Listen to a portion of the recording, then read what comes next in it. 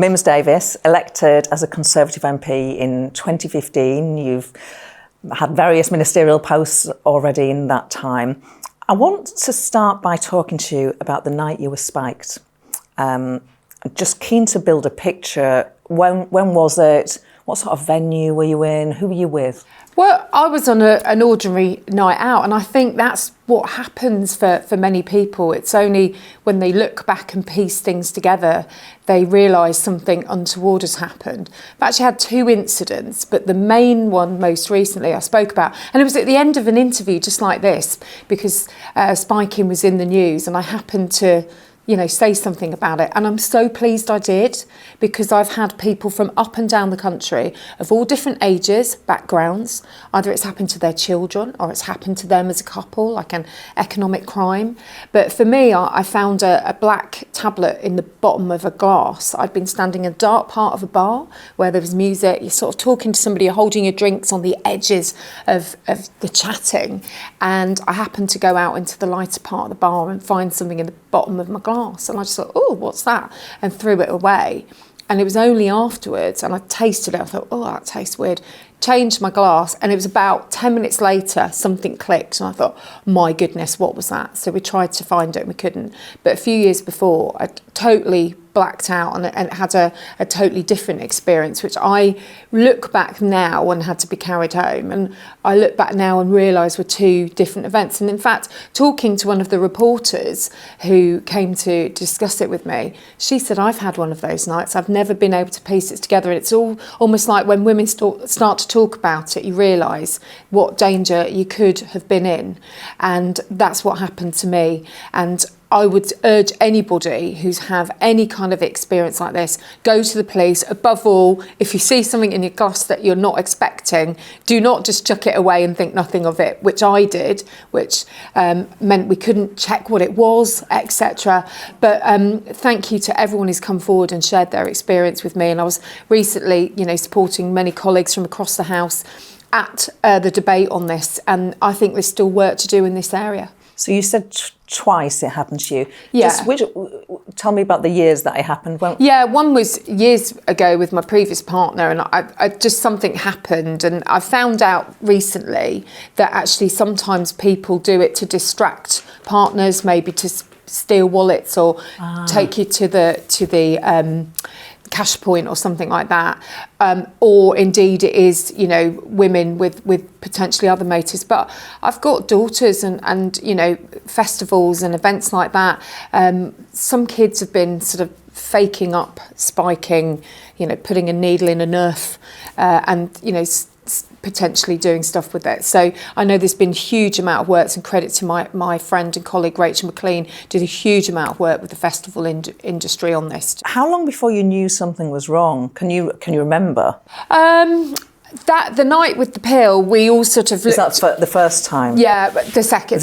And we all sort of looked around for it and tried to do something about it. It was the next morning, because of course you've had a few drinks. You're not necessarily making the smartest decisions at that point. So, and it was then when it had come into the media and I got the chance to talk about it, and then I found myself on the front pages of various websites talking about it. But that's when the people came back to me and said, I've had the same experience, I've had a lucky experience, it's happened to my daughter, or whatever's happened, and it's come into people's consciousness. And it's time, in my view, to make sure that if you're on a night out, and I must say the nighttime economy, people in the industry, that's what they don't want this to be associated with anything that they do. They do a brilliant job to keep bars and restaurants and nights out safe. There are perpetrators, there's criminals doing this, and you need to stop.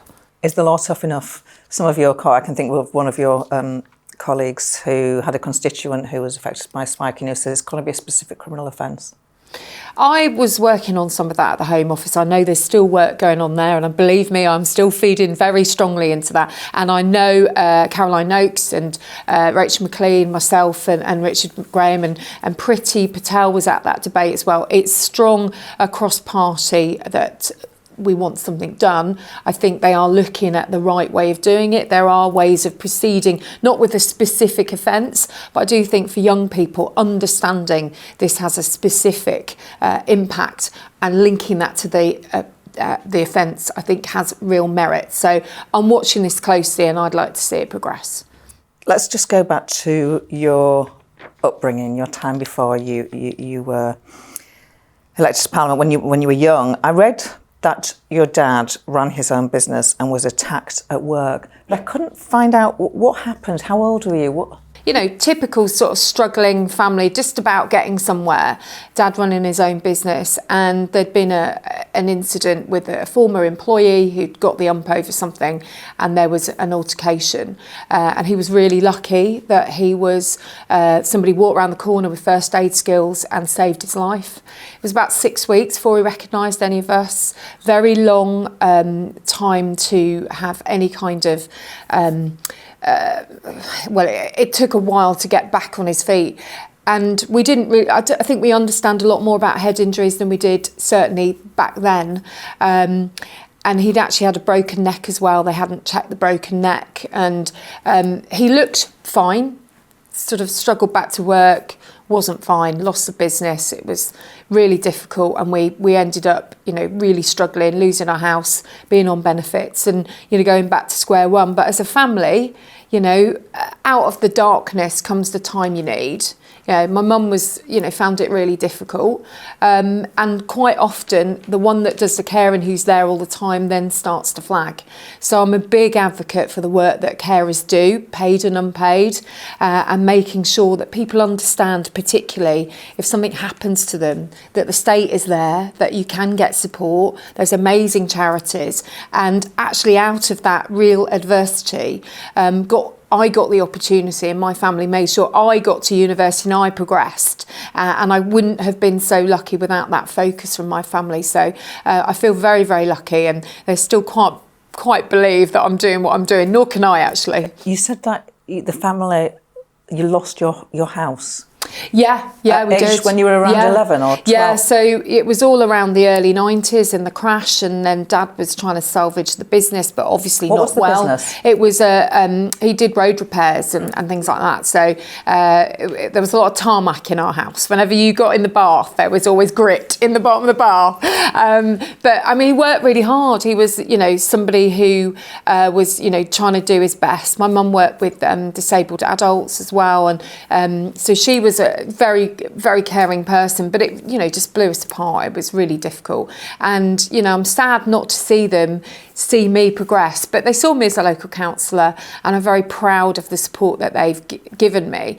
But it just shows you actually disablement often is acquired. You're not born with it. Yeah. And actually your health conditions can change, but actually with the right kind of support, and we really actually, you know, it probably kept us together as a family, whereas, you know, sometimes things like this can break you or make you, and I think we ended up closer as a result. And, you know, really tough times, but I think it pushes you on. What happened when you lost your house? What did you do? Where did you live?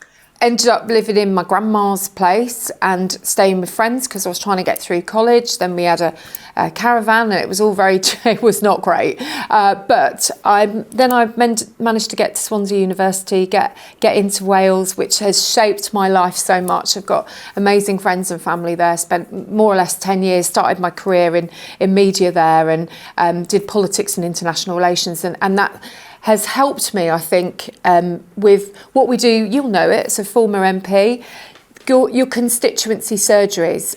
Is she going to get it? Is she going to understand it? You know, some people even ask, you know, how do I address Mims, or like Mims, you know, because they get worried about coming to see you. But actually, when they find out, actually, I've been through the mill, I'm a divorced single mum, you know, it's quite challenging. That's what people need if they're coming to see you. I call it the iceberg. They come to talk to you about what's over the water, but it's the under the water is what's bothering them. And if you can connect with them as a constituency MP, that makes all the difference. And I don't think I could do this job without in the way that I hope I do it pretty okay, without that experience. How old are your children? Oh, they're sort of just one coming into teens and one learning to drive. So it's an interesting time at the moment. I'm at the point where I've suddenly got more sleep and I have to wait up and pick people up. What's going on there? But so when you were elected, you would have had 2 young children. Yeah, very you small. said single Very mom. small. Living in 2 places. Yeah, very challenging. And Gloria, you know what it's like. This job, I honestly think it's the most amazing experience, and I thank my constituents and all the people I've ever had the ability to represent, and I always do my best. But if you have got a fault line, if there is an issue in your world, if there's a fragility, it will be found. And having, 36 weeks a year pretty much in London, you've got a full-on weekend, occasionally I'll pop in and go, hi, I'm still here, I'm your mother, I'll see you in a few hours. It's challenging. It's the most amazing thing, because I recently caught up with some American politicians. They couldn't believe how available and local we are, and we have to hold that very, very preciously, because that's really important that people know that we get it. And I think at the moment it would be really easy for people to think we don't. Have you changed the way you do constituency surgeries? Yeah, I think everybody has. I don't pre-advertise them. I do much more limited drop-ins. I was doing a surgery when we lost Joe Cox. I have staff like everyone else, duty of care to them, and I was having a day off, actual day off, when we lost David Amos, and again, we had to clear the office in case of other issues, and get people home and get them to their families. So we can't do this job without our staff, and we need to look after them and protect them, and we have to take as much safety precautions as possible. And I want to continue to do the job in a local and connected way.